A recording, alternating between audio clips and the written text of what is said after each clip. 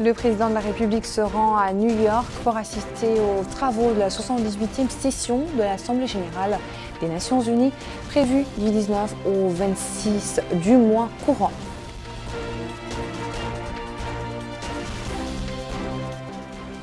Le Premier ministre préside la réunion du comité ministériel chargé de la préparation de la rentrée scolaire et du suivi de la réforme du système éducatif de la deuxième année de l'école républicaine.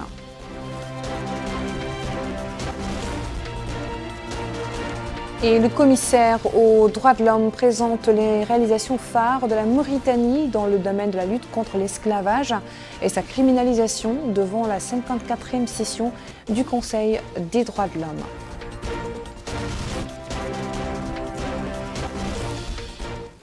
Bonsoir et merci de vous joindre à nous pour ce journal. Le président de la République, Mohamed Chérif El Ghazouani, est arrivé ce soir à New York où il prendra part aux travaux de la 78e session de l'Assemblée générale des Nations unies prévue du 19 au 26 septembre. Le président de la République a quitté la capitale dans la mi-journée de ce lundi. Il a été salué à son départ par le Premier ministre, Mohamed Bilal Messoud, entouré de certains membres du gouvernement et des hauts responsables de l'État. Le président est accompagné de son ministre directeur de cabinet, des ministres des Affaires étrangères, de la coopération et des Mauritaniens de l'extérieur, des Affaires économiques et du développement durable, ainsi que du représentant permanent de la Mauritanie auprès des Nations Unies et de notre ambassadrice à Washington, ainsi que de conseillers à la présidence. Ce lundi, le Premier ministre Mohamed Bilal Messoud a présidé la réunion du comité ministériel chargé des préparatifs de la prochaine rentrée scolaire et le suivi de l'application de la réforme du système éducatif pour la deuxième année de l'école républicaine. Le conclave a suivi des exposés relatifs aux préparatifs de l'année scolaire 2023-2024 et les plans mis en œuvre pour l'exécution de la deuxième année de la réforme du système éducatif et l'ancrage de l'école républicaine par les départements ministériels intervenant dans le domaine. La réunion a aussi suivi un exposé portant sur l'enseignement préscolaire et les efforts fournis dans ce domaine en vue du lancement d'un programme national unifié de l'enseignement préscolaire.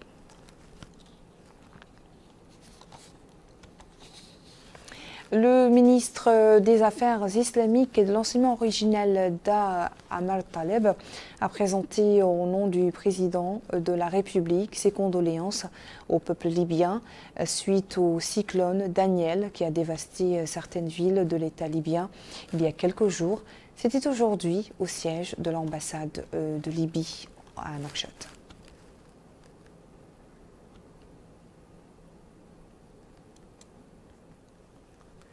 Direction les villes de Kifa et Sidi Babi, où le micro d'El Mauritania a recueilli les réactions de certains citoyens par rapport à la dernière visite du président de la République dans des structures sanitaires de la capitale. Les citoyens rencontrés ont apprécié les instructions données par le président de la République au personnel des hôpitaux relatives à l'assiduité et la qualité des prestations dispensées aux citoyens vulnérables ainsi que l'hygiène. Bokar Bailaba. La récente visite surprise du président de la République, M. Mohamed Chérif El Ghazouani, dans les hôpitaux à Nouakchott continue de faire des échos. Et les observations qu'il a faites durant cette visite ont été jugées pertinentes. Au centre hospitalier de Kifa, le personnel médical et les patients sont sur la même longueur d'onde. Cet homme affirme que le secteur de la santé mérite beaucoup d'attention, d'autant plus qu'on ne transige pas avec la santé. Sans la santé, rien ne peut se faire. Les citoyens affirment aussi que le président de la République a réellement identifié les insuffisances dans les structures sanitaires, l'absence généralisée, le peu d'intérêt accordé aux couches vulnérables et le déficit d'hygiène. À Sidi Babi, la visite du président de la République a également eu des échos. Au centre hospitalier, le personnel médical s'emploie constamment pour traduire de manière concrète les recommandations du président de la République. Et les citoyens sont unanimes pour affirmer que cette visite doit s'inscrire dans la durée pour que le personnel médical agisse toujours dans le sens du professionnalisme, avec un accent particulier sur la qualité des soins, la disponibilité, l'écoute, entre autres.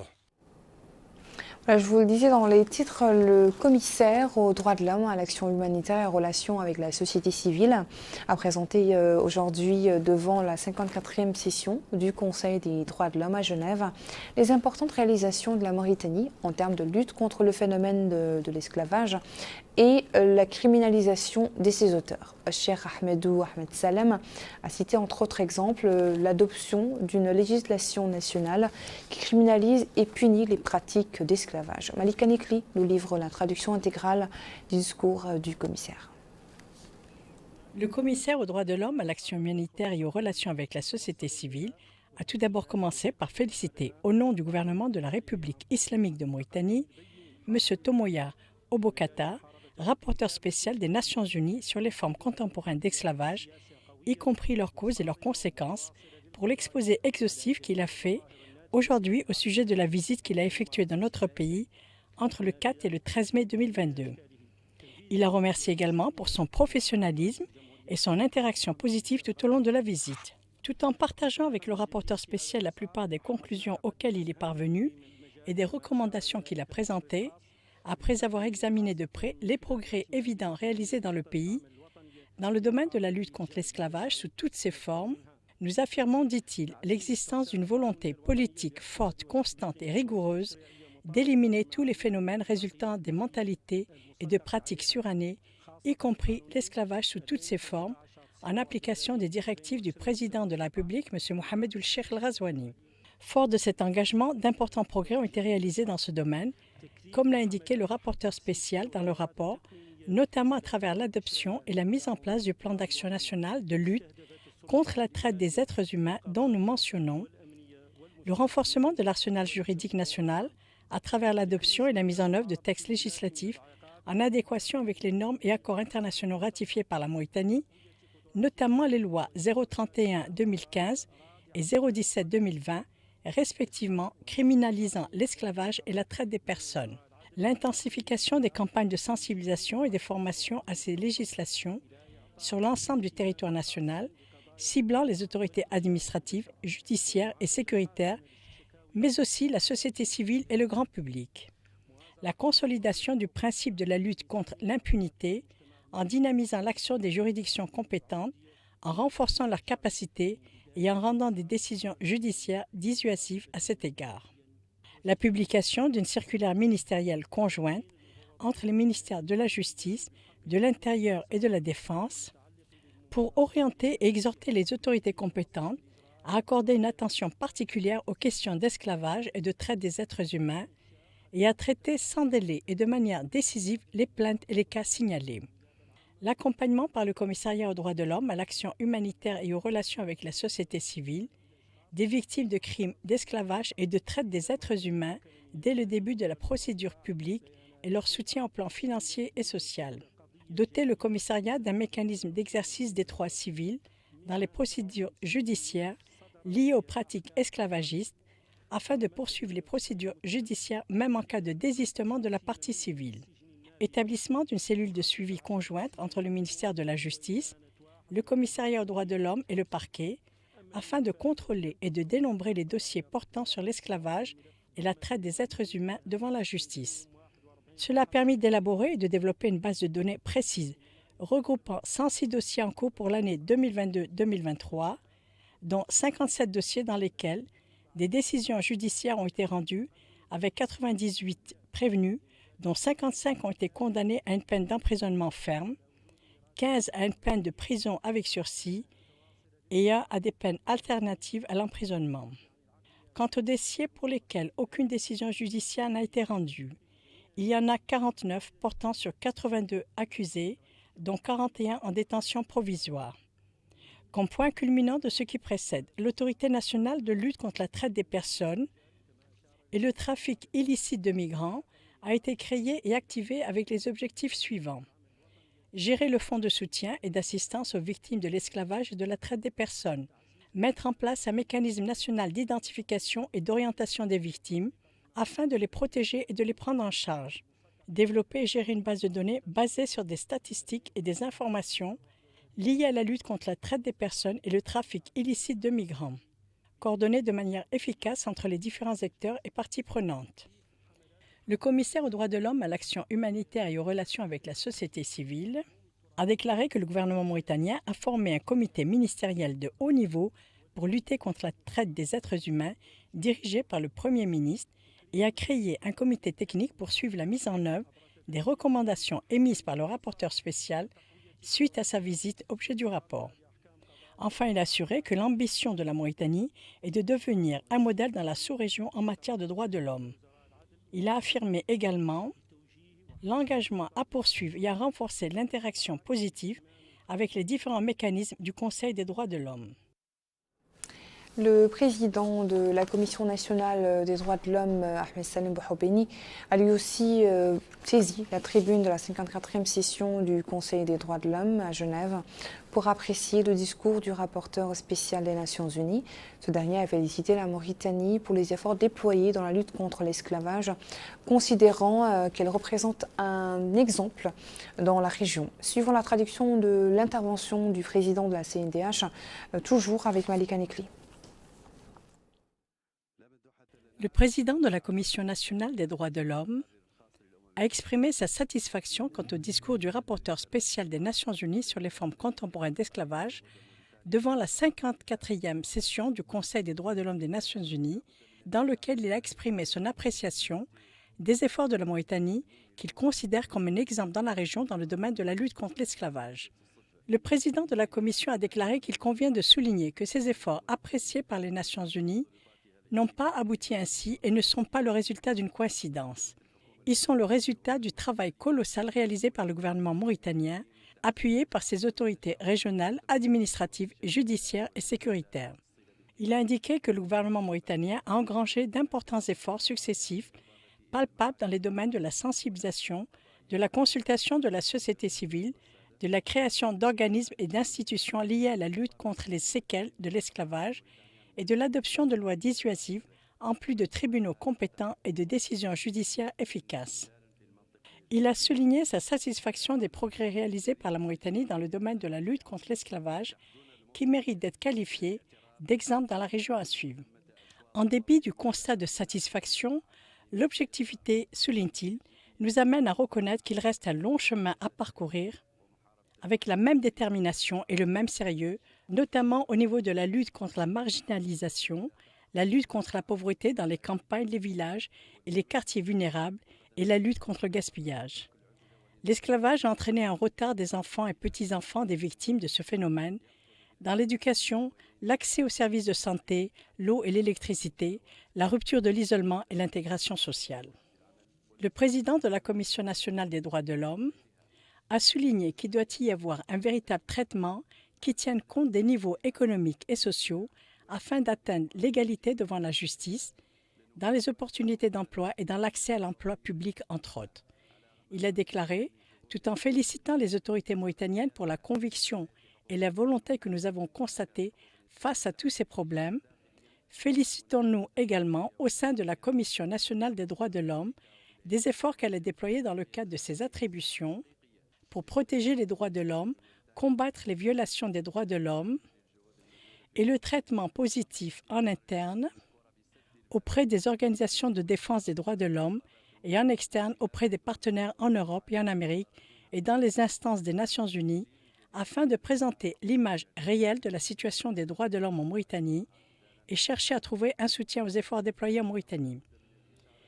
Il a souligné que dans le cadre des efforts subventionnés, que la porte a été fermée à ceux qui tiennent des discours tendancieux qui ne servent ni la nation ni les victimes elles-mêmes, et a formé une nouvelle génération de militants sérieux des droits de l'homme qui mettent les intérêts de la nation avant les intérêts personnels. L'actualité marquée ce jour à Nouakchott par l'organisation de l'atelier régional de formation sur les plateformes de deuxième génération du système d'information sur les marchés. Et ceci en vue de transférer l'expertise au groupe des pays du Sahel plus Sénégal. L'une des tâche principale de ce programme est de fournir au gouvernement des pays concernés des outils d'aide à la décision liés au fonctionnement des marchés, à la sécurité alimentaire et au commerce des produits agro-pastoraux. Récit de Mohamed Ratat. Il s'agit d'un atelier de formation plutôt technique sur les plateformes de la deuxième génération du système d'information sur les marchés, notamment agro-postaux, pour le transfert des compétences adaptées aux pays du G5 Sahel plus le Sénégal. Une initiative du G5 Sahel pour une intégration régionale effective des marchés des pays membres. L'occasion pour le secrétaire général du ministère de l'Agriculture, M. Ahmed Salem Arbi, de souligner que la politique suivie par le CILS va de pair avec les orientations du président de la République, M. Mohamed Cheikh Al-Ghazouani, qui accorde une attention particulière aux citoyens et à l'amélioration de leurs conditions de vie, donnant ainsi la priorité au secteur de l'agriculture dans son programme électoral Ta'ahoudati, dont l'exécution a permis de rehausser le rendement du département ces dernières années, avec d'importantes réalisations, et de jouer pleinement son rôle de pionnier dans le développement économique et social du pays. De son côté, M. Mimouni Kaoujé Boubacar, chef division développement durable et changement climatique au sein du G5 Sahel, a, au nom du secrétaire exécutif du G5 Sahel, indiqué. Courant 2022, un protocole de collaboration a été signé entre les secrétariats exécutifs du G5 Sahel et celui du CILS pour la mise en œuvre du SD3C. Ainsi, un certain nombre d'activités ont été confiées au CILS, et parmi celles-ci figure le développement d'un prototype de SIM, système d'information sur les marchés, adapté, et la formation des plateformes régionales des SIM. Conscient que de telles activités ne peuvent aboutir sans un préalable, le SD3C et le PRAPS se sont convenus de mettre en place une stratégie régionale de pérennisation des systèmes d'information sur les marchés agro-pastoraux, d'où la nécessité de la présente formation qui se veut technique afin d'implémenter le système, former les acteurs nationaux à son utilisation et sa pérennisation pour accompagner l'intégration économique de nos États. Pour sa part, le directeur général de l'Institut Sahel, M. Mohamed Abdallahi Baba, a remercié le président de la République pour l'appui constant et diversifié apporté par les autorités mauritaniennes au CILS en vue d'accomplir ses missions et atteindre ses objectifs. Il est à noter que les participants suivront 4 jours durant des exposés et des conférences sur la gestion des plateformes SIM 2G. Autre atelier, celui organisé par le ministère de l'Emploi et de la formation professionnelle relatif à la sensibilisation sur l'importance de mettre en place un système de qualité dans les établissements de formation technique et professionnelle. La rencontre a réuni les partenaires internationaux, le secteur privé et les institutions industrielles. Le point avec Bokra Baydaba. L'objectif de la rencontre est de sensibiliser les institutions, les partenaires internationaux, le secteur privé et les institutions industrielles. C'est la stratégie du secteur pour garantir la qualité des résultats de la formation professionnelle.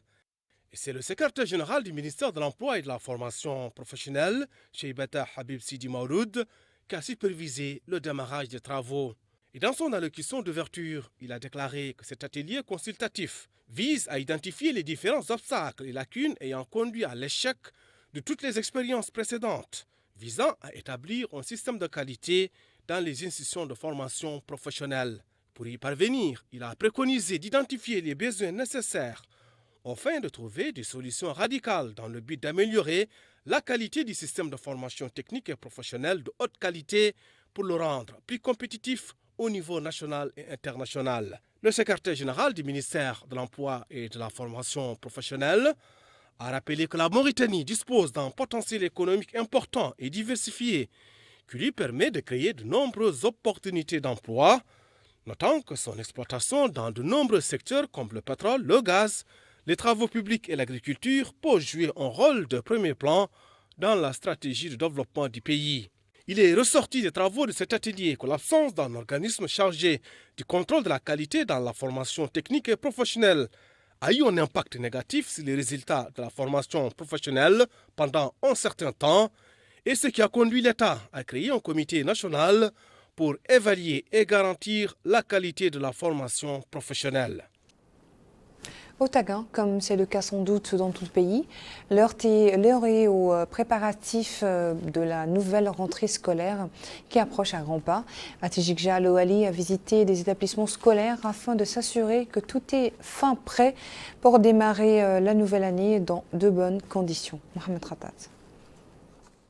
C'est une visite d'inspection du wali du Tagant, M. Tayyib Mohamed Mahmoud, effectuée ce matin dans 5 écoles primaires en cours de construction à Tijikja, qui s'inscrit dans le cadre des préparatifs de la prochaine rentrée scolaire 2023-2024.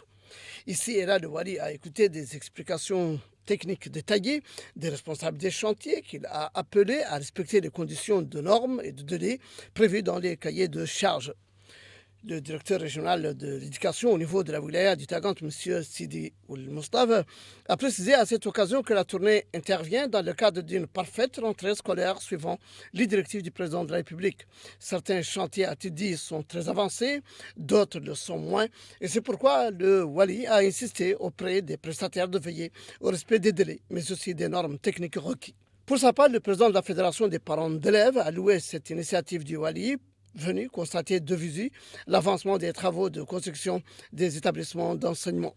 Il est à noter qu'à l'issue de la tournée, le wali du Tagant a tenu une réunion avec la famille scolaire, les invitant à bien préparer la prochaine rentrée.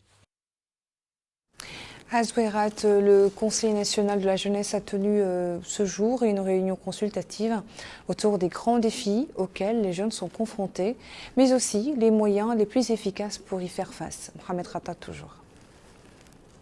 Ici à Zouérat, c'est une réunion consultative organisée par le Conseil national des jeunes autour des grands défis auxquels les jeunes sont confrontés, mais aussi les moyens les plus efficaces pour y faire face. Supervisant la réunion, le wali du Tir Zamour, M. Mohamed Mokhtar Abdi, a souligné l'importance de ce forum qui vise à répertorier tous les défis auxquels sont confrontés les jeunes de la wilaya du Tir Zamour en vue de leur permettre de contribuer au développement local aux côtés des services publics. De leur côté, les élus de la wilaya du Tir Zamour ont salué cette rencontre qui permet aux jeunes de présenter leurs problématiques et leurs propositions afin de contribuer au développement local. Parlant au nom de la délégation du Conseil national de la jeunesse, M. Mohamed Oulmalha a indiqué que, conscient de la responsabilité et des rôles clés que jouent les jeunes pour apporter des solutions efficaces à toutes les questions liées à la jeunesse et à la société, le Conseil a décidé d'envoyer des missions à l'intérieur du pays pour connaître les réalités des jeunes sur le terrain en vue de les interroger au sein de ces programmes dans les différents domaines, les encourager et aussi à les motiver à présenter des visions et des idées dans le domaine du développement. La délégation a par la suite visité des projets ambitieux portés par des jeunes dans la ville de Zouérat et a pris connaissance de certains défis auxquels sont confrontés les jeunes dans la wilaya du Tir Zamour.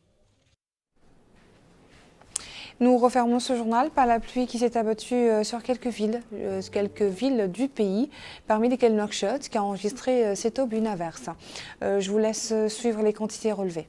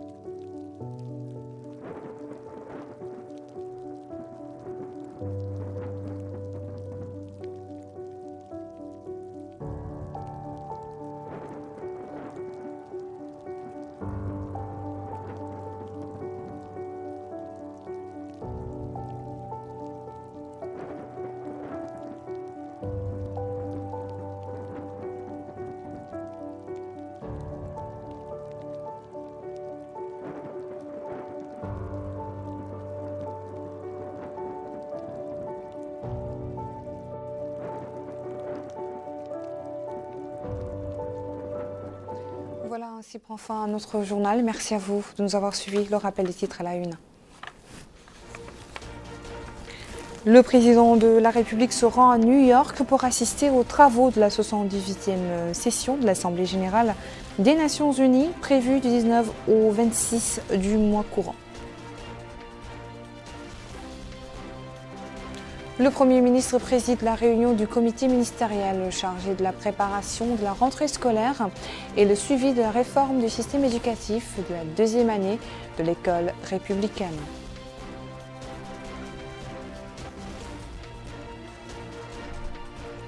Et le commissaire aux droits de l'homme présente les réalisations phares de la Mauritanie dans le domaine de la lutte contre l'esclavage et sa criminalisation devant la 54e session du Conseil des droits de l'homme. Retrouvez Dahi Khaitara pour votre émission Zoom Sur dans quelques instants. Bonne soirée.